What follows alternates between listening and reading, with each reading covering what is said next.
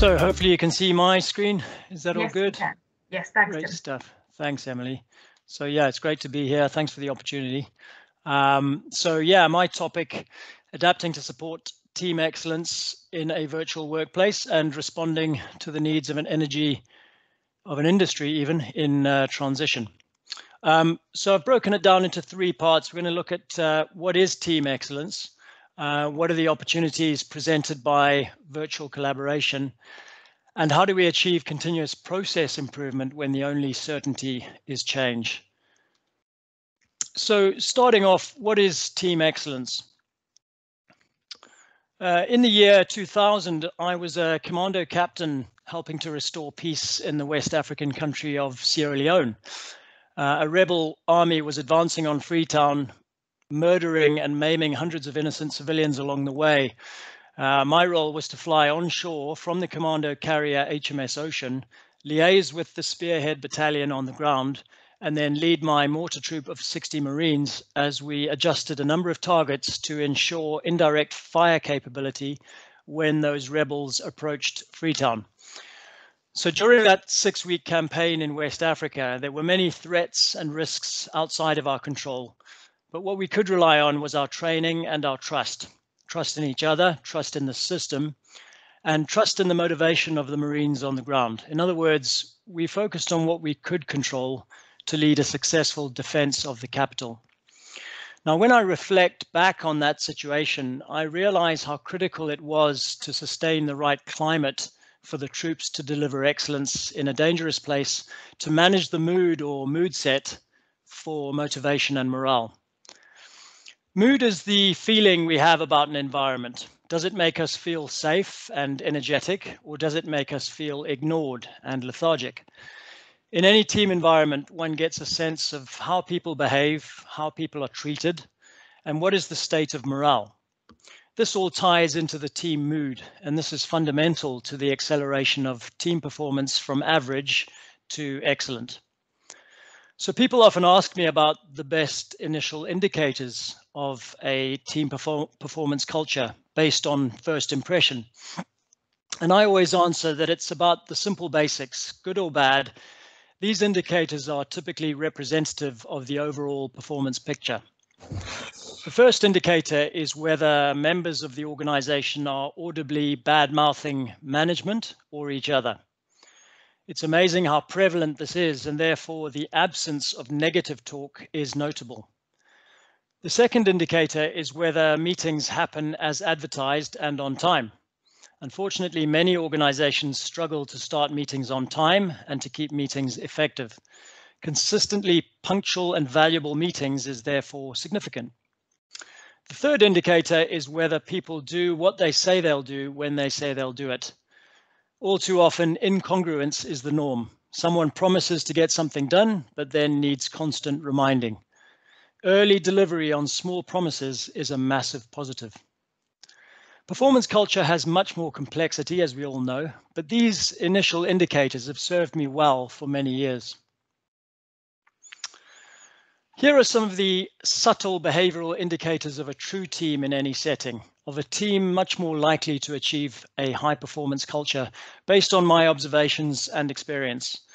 And whilst the way they are applied slightly differently, or they are slightly different in a virtual world, they are no less significant.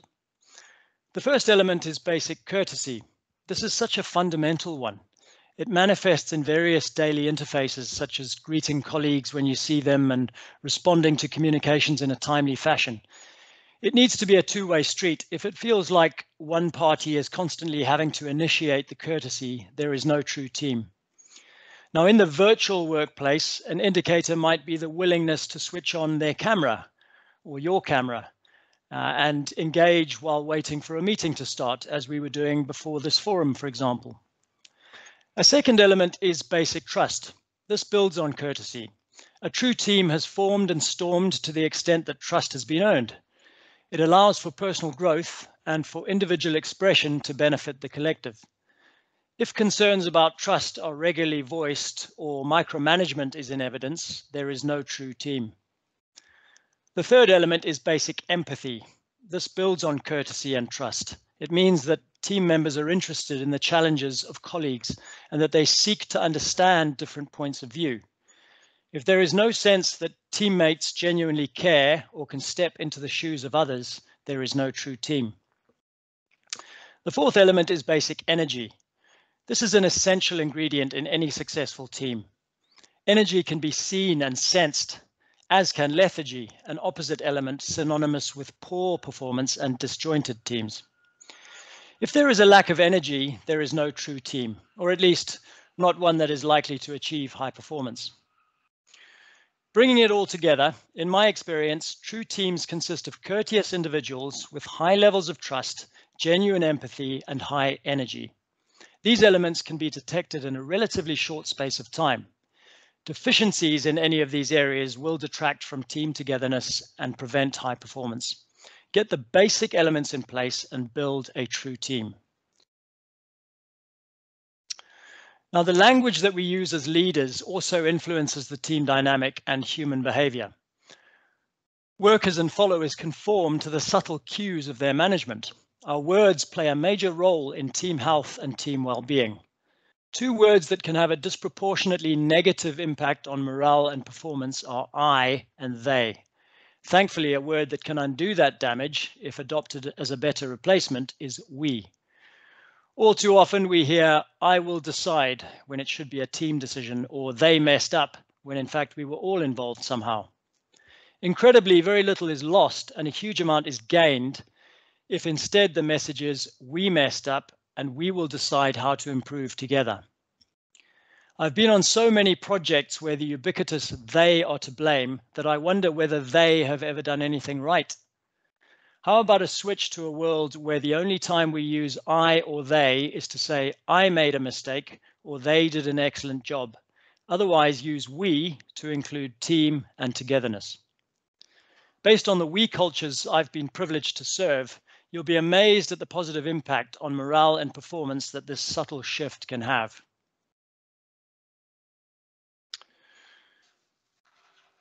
Now, Sir John Whitmore, author of the book Coaching for Performance, references a superb formula, P equals P minus I, or performance equals potential minus interference.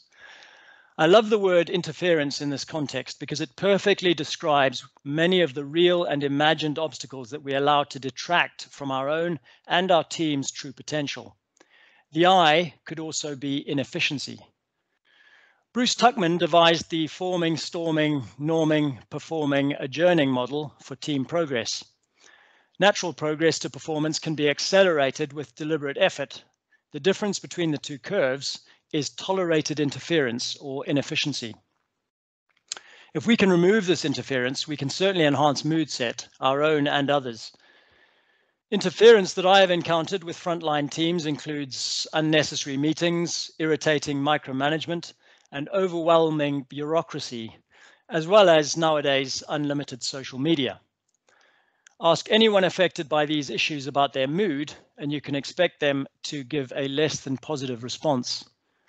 Now, I just wanted to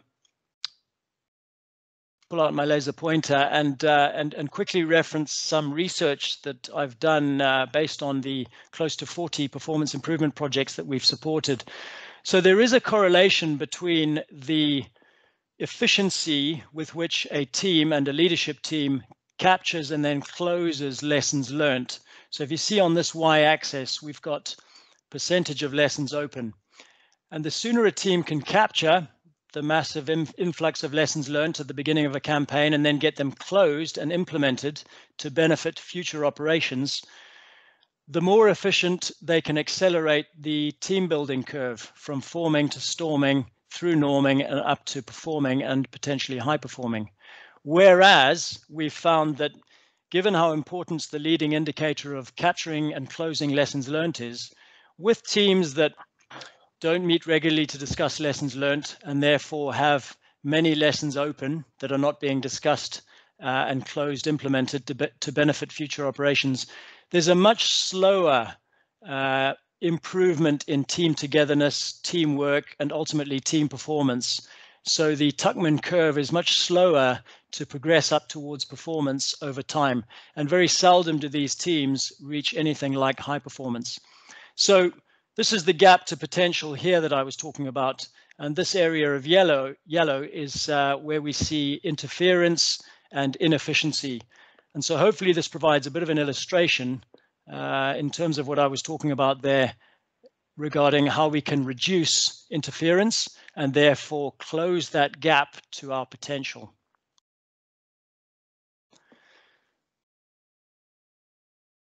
So in his book, The Infinite Game, Simon Sinek's chapter on trusting teams should be required reading for literally every leader in every workplace, in my view.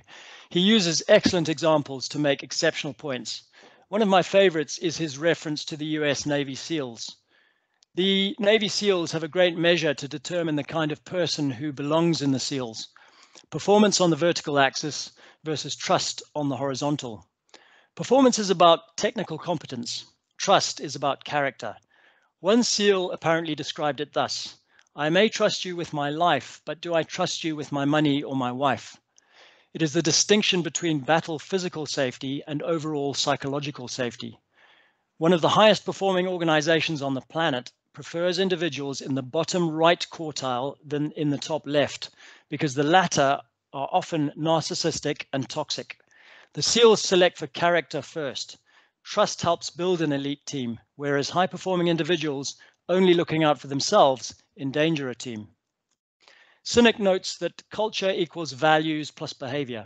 These are the metrics for trust and performance.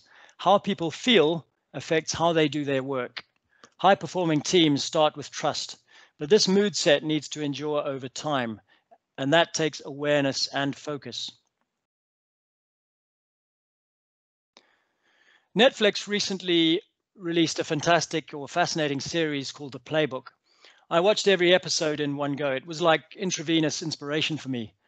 The insights from Jose Mourinho and Patrick Mouratoglou were especially intriguing because their guidance influenced some of the most talented and egotistical athletes on the planet. All 5 of the episodes provided principles for performance from proven practitioners. I was then able to analyze these phenomenal pointers and identify trends while also reflecting on my own playbook for mood set mastery. Some say that a corporate team is different to a rigged team, which is different from a sports team. A factory floor is different to a shop floor, which is different from a football pitch or a tennis court. But there is a common denominator: people. And to get the best out of people is a craft which requires relentless curiosity and infinite service. I'm an avid reader drawn to authors like Simon Sinek, Malcolm Gladwell, and Matthew Syed. These authors are some of the most respected voices when it comes to what it takes to unlock great.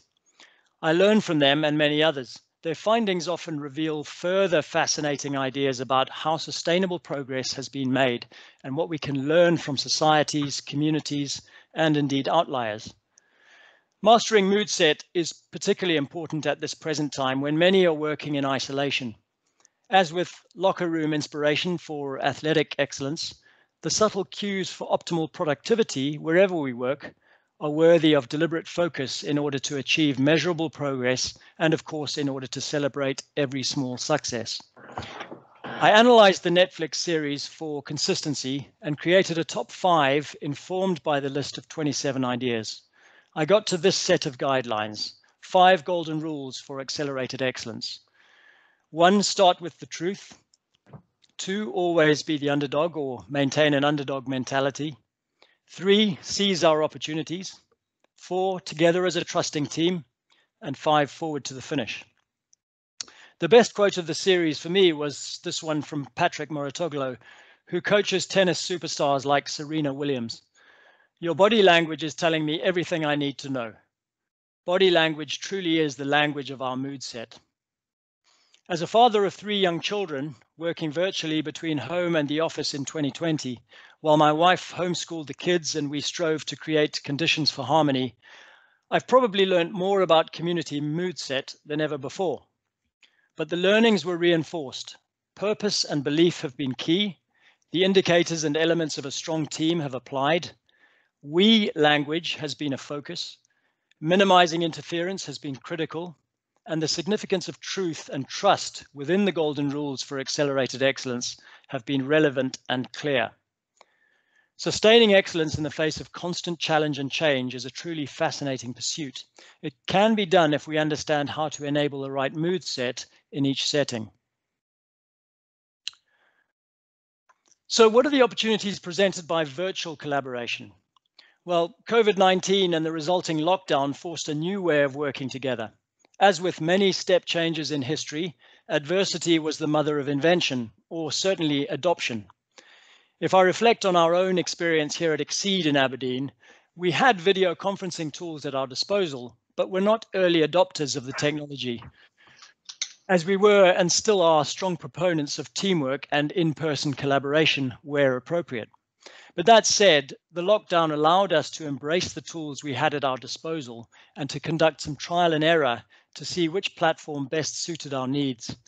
The obvious critical requirements from my point of view were as follows: internal collaboration, external client-facing presentations and workshop collaboration, and webinars, webcasts, and podcasts. Now, I'm sure that everyone can reflect and relate to the amount of experience and progress we've made in terms of our universal engagement with virtual collaboration tools and conferences, and indeed general communication for professional and social purposes. All things considered, our accelerated virtual experience through force of circumstance has revealed a number of opportunities to achieve progress and success where before we would have assumed that we had to be together in the same place to get that work done.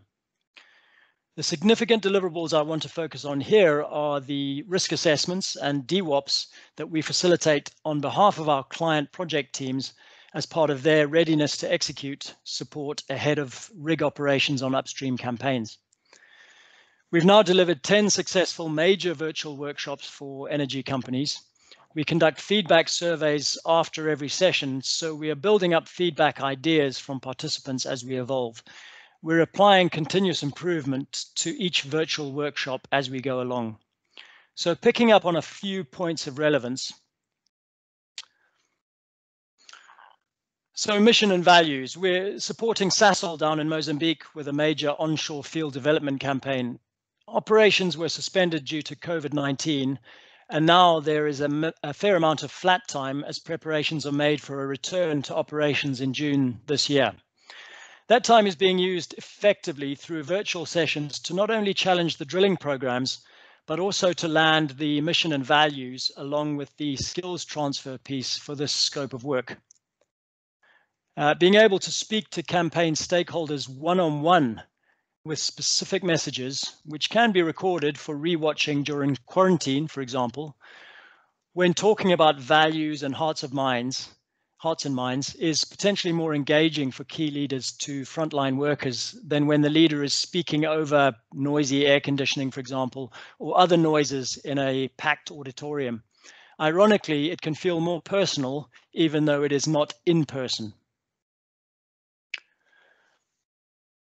Polling. So using Microsoft Forms, we've successfully used polls within Teams to garner feedback during the session from delegates with instant live voting results. I've done this before with various polling apps, but there can be limits or issues with Wi-Fi connectivity when done in person, whereas the virtual environment is ideal for this valuable element of a workshop such as DWOP or a risk assessment. The next one is celebrities. So celebrities are more affordable and available to participate for a 15-minute energizer from home.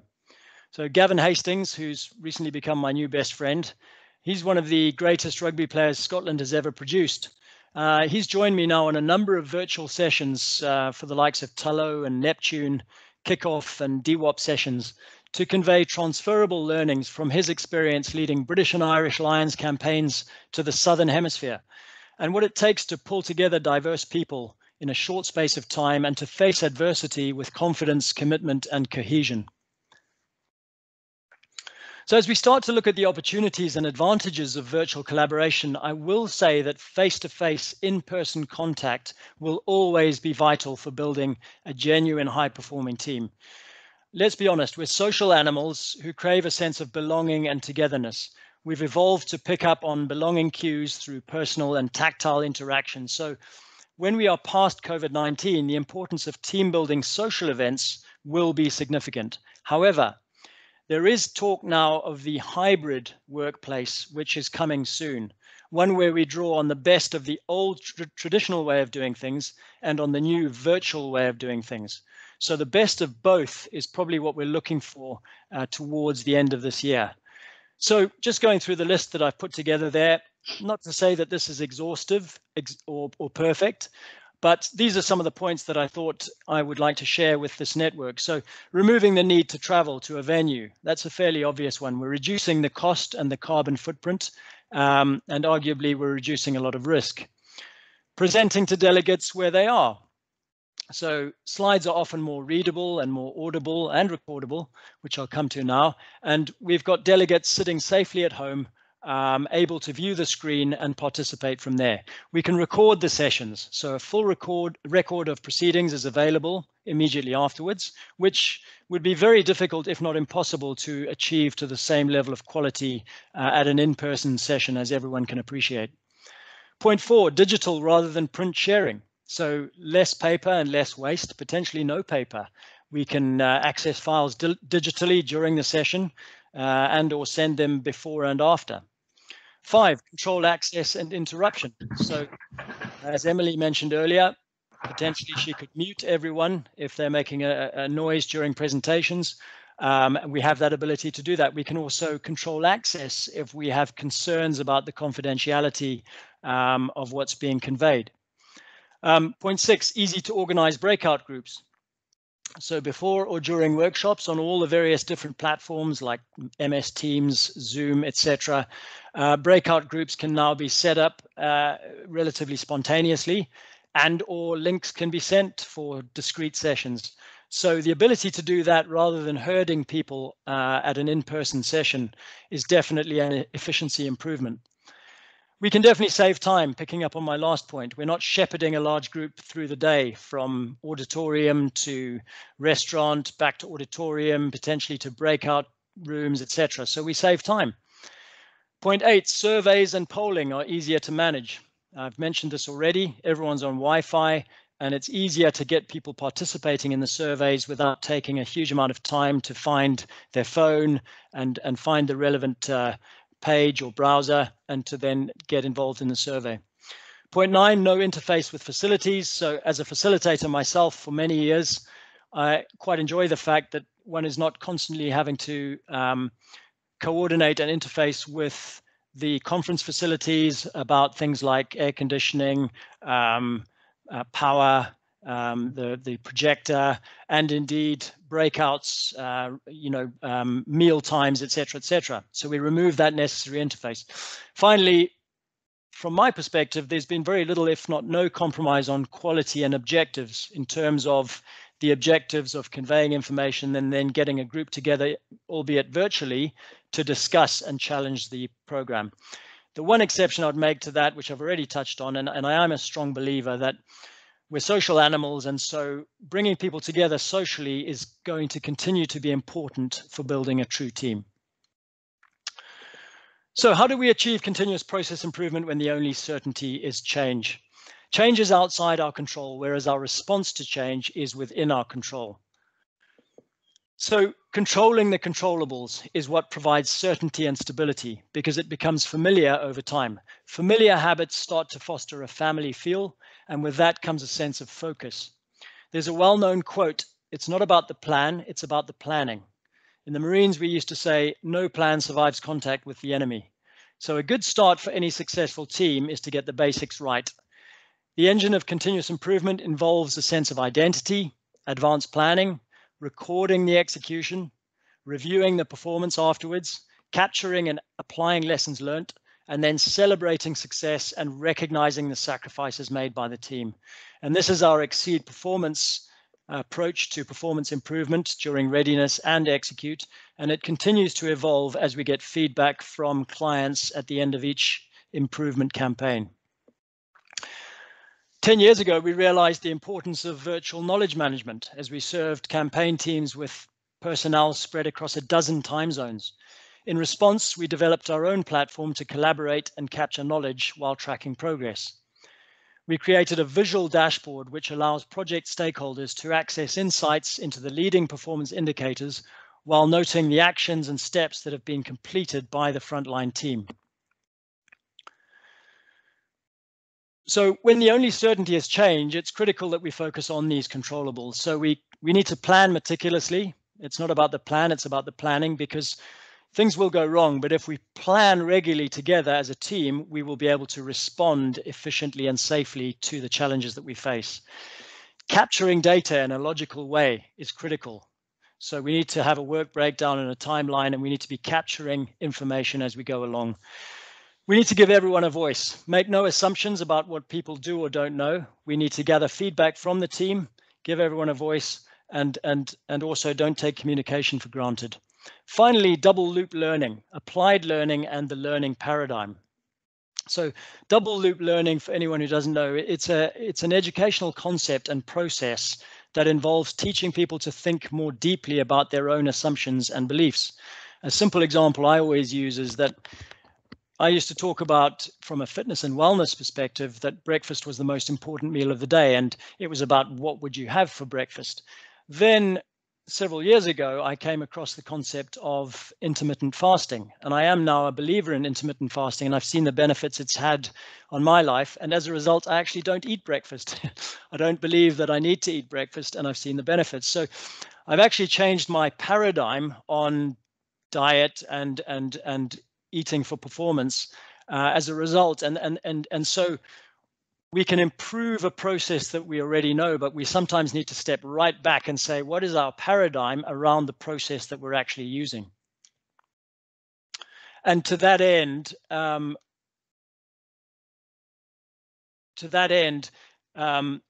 at Exceed Performance, we've supported close to 40 upstream teams in the last 15 years. And during that time, we continue to observe, listen, and share ideas about how to master teamwork and team performance.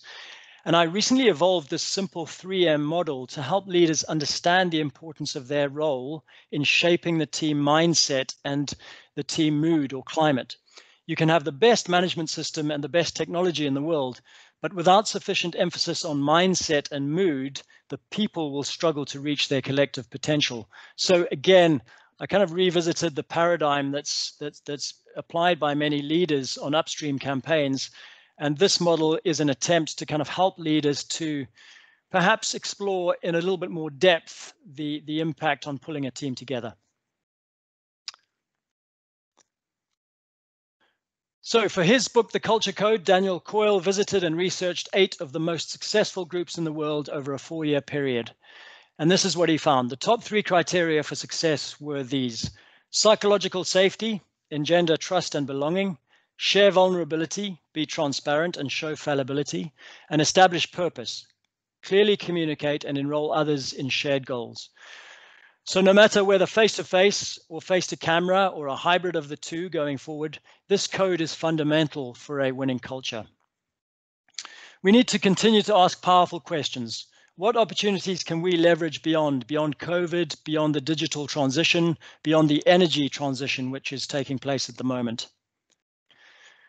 Let's all remain involved in the conversation. I'd love to connect with you on LinkedIn if we're not connected already. I'd be very keen to hear your views. And thanks for listening.